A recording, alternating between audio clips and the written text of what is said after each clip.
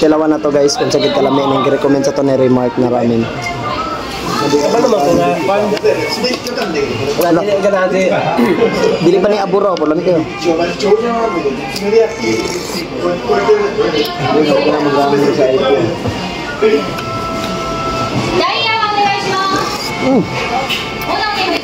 Amay kayo guys.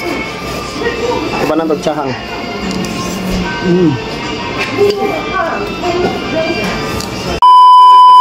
So what's up mga Lodi Cakes ko, dahil kaka-out lang namin sa trabaho. Ayun, may pupuntahan na naman kaming bagong ramenan dito sa Japan kasi may shinare yung kasama ko na masarap daw yung ramen doon sa pupuntahan namin. Tara, let's go, samahan nyo kami. So ayun nga mga Lodi Cakes, andito na kami sa ramenan na sinasabi ng kasama ko. Ito palang pangalan ng ramenan na ito is Machida Shoteng. So, ang sabi kasi ng kasama ko is masarap daw po yung ramen dito, kaya susubukan natin at titikman natin ang ramen nila. Let's go, tara, mag-order na tayo. Kasama ko ngayon si Bonbon at saka si Reymar. Kasi alas 3 kami pumasok kanina ng umaga and out namin ngayon is alas 3, nag-early out na kami. Kaya diretso na kami dito sa ramenan. So, rainy afternoon para to mga Lodi Cakes ko no, dahil umuulan. At tamang-tama talaga na humigot tayo ng mainit na sabaw kasi umuulan. Ang lamig pangat ngayon dito sa Japan. Tara, order na tayo ng paborito nating ramen. So dahil first time natin mag-order sa ramenan na ito mga calls is hindi muna tayo order ng omori o yung malaki. Doon na muna tayo sa maliit lang muna para kasi hindi pa natin alam yung lasa kung ano yung ramen daw, baka hindi natin magustuhan. So yun na nga. So grabe.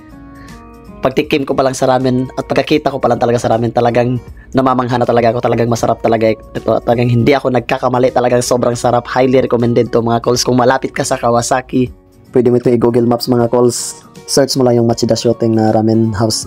Lalabas na yan siya. So marami naman silang branches pero dito talaga sa amin malapit kasi 5 minutes lang from our apartment itong ramenan na ito.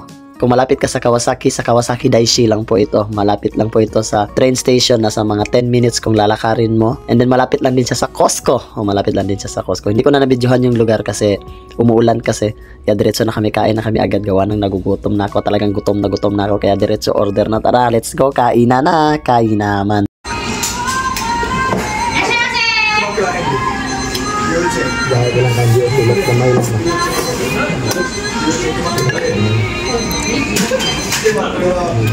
Sa masulte ni mo bon.